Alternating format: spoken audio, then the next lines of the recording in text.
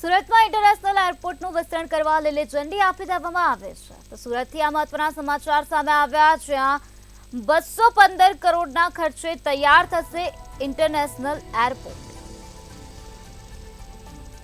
Airport માટે ખાનગી જમીનો સંપાદનની રાજ્યની પરવાનગી ત્યારે 80,643 ચોરસ મીટર ખાનગી જમીન સંપાદન કરવામાં આવશે। વર્ષ 2013ના સંપાદન નિયમ પ્રમાણે વળતર પણ ચૂકવવામાં આવશે। એરપોર્ટ પર કેચ 1 એપ્રોચ લાઇટ સિસ્ટમ લગાવવામાં આવશે। વરસાદ ધુમ્મસમાં પણ ફ્લાઇટ ટેક ઓફ લેન્ડ સરળતાથી કરાશે।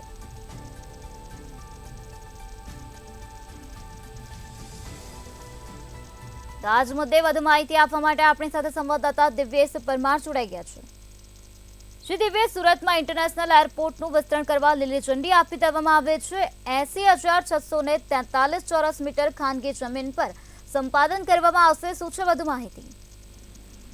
જે પ્રકારે સુરતનું ઇન્ટરનેશનલ એરપોર્ટ છે તે જાહેર થયું છે ને ત્યારબાદ ઘણા સમયથી વિકાસના કામો છે તે થઈ રહ્યા છે ત્યારે રાજ્ય સરકારે એરપોર્ટના વિસ્તરણ માટે ખાનગી જમીન સંપાદન કરવા માટેની પરવાનગી આપી છે। તેને લઈને એક મહત્વનો કહી શકાય છે સુરત એરપોર્ટ ઓથોરિટીમાંથી આ મહત્વની ક્ષણ છે તે સાબિત થશે। કારણ કે જે પ્રકારે એરપોર્ટનો વિકાસ થશે અને વિકાસને લઈને જે પ્રકારે આખી જમીન છે જે 80,643 ચોરસ મીટર ખાનગી છે તેમને સંપાદન કરવા માટે તેને લીલી ઝંડી આપી દેવામાં આવી છે। મહત્વનું કહી શકાય કે સરકાર વર્ષ 2013ના સંપાદન નિયમ પ્રમાણે આ સમગ્ર જમીન છે તેની વળતર પણ ચૂકવશે।